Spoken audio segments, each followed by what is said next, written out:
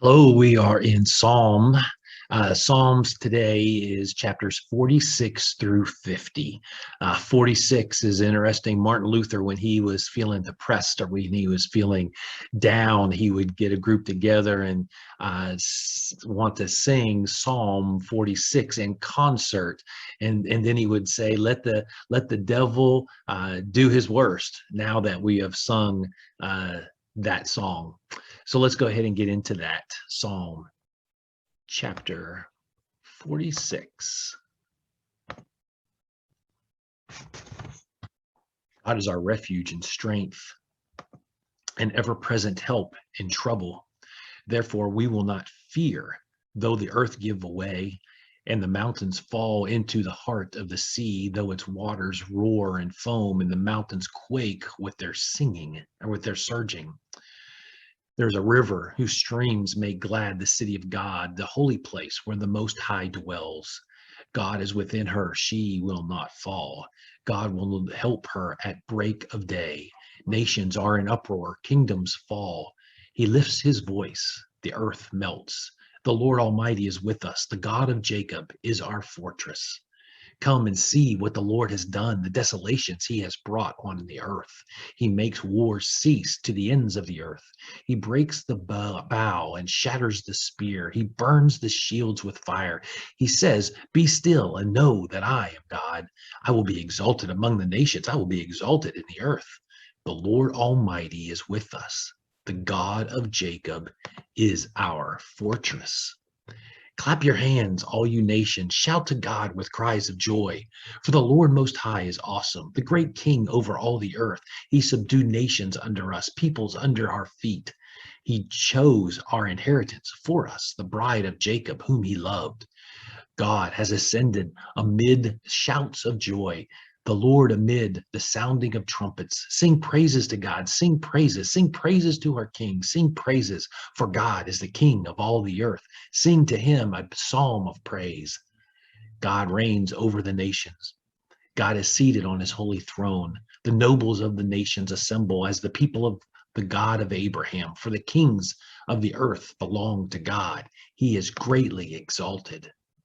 Great is the Lord and most worthy of praise in the city of our God, his holy mountain. Beautiful in its loftiness, the joy of the whole earth. Like the heights of Zaphon is Mount Zion, the city of the great king. God is in her citadels. He has shown himself to be her fortress. When the kings joined forces, when they advanced together, they saw her and were astounded. They fled in terror. Trembling seized them there, pain like that of a woman in labor. You destroyed them like ships of Tarshish, shattered by an east wind. As we have heard, so we have seen. In the city of the Lord Almighty, in the city of our God, God makes her secure forever. Within your temple, O God, we meditate on your unfailing love. Like your name, O God, your praise reaches to the ends of the earth. Your right hand is filled with righteousness. Mount Zion rejoices. The villages of Judah are glad because of your judgments. Walk about Zion, go around her, count her towers, consider well her ramparts, view her citadels, that you may tell of them to the next generation. For this God is our God forever and ever. He will be our guide even to the end. Hear this, all you peoples. Listen, all you who live in this world, both low and high, rich and poor alike. My mouth will speak words of wisdom. The meditation of my heart will give you understanding. I will turn my ear to a proverb. With the harp, I will expound my riddle. Why should I fear when evil days come, when wicked deceivers surround me, those who trust in their wealth and boast of their great riches? No one can redeem the life of another or give to God a ransom for them. The ransom for a life is costly. No payment is ever enough, so that they should live on forever and not see decay. For all can see that the wise die, that the foolish and the senseless also perish, leaving their wealth to others. Their tombs will remain their houses forever, their dwellings for endless generations, though they had named lands after themselves. People, despite their wealth, do not endure. They are like the beasts that perish. This is the fate of those who trust in themselves and of their followers who approve their sayings. They are like sheep and are destined to die. Death will be their shepherd, but the upright will prevail over them in the morning. Their forms will decay in the grave, far from their princely mansions. But God will redeem me from the realm of the dead. He will surely take me to himself. Do not be overawed when the others grow rich, with the splendor of their houses increases. For they will take nothing with them when they die. Their splendor will not descend with them. Though while they live, they count themselves blessed. And people praise you when you prosper. They will join those who have gone before them, who will never again see the light of life. People who have wealth but lack understanding are like the beasts that perish. The mighty one, God of the Lord, speaks and summons the earth.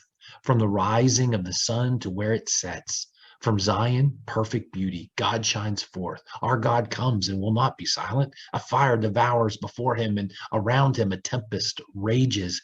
He summons the heavens above and the earth, that he may judge his people. Gather to me this consecrated people who made a covenant with me by sacrifice, and the heavens proclaim his righteousness, for he is God of justice. Listen, my people, I will speak. I will testify against you, Israel. I am God, your God. I bring no charges against you concerning your sacrifices or concerning your burnt offerings, which are ever before me. I have no need of a bull from your stall or of goats from your pens, for every animal of the forest is mine, and the cattle on 1,000 hills. I know every bird in the mountains, and the insects in the fields are mine. If I were hungry, I would not tell you, for the world is mine, and now that is in it. Do I eat the flesh of bulls or drink the blood of goats? Sacrifice thanks offerings to God, fulfill your vows to the Most High, and call on me in the day of trouble. I will deliver you, and you will honor me.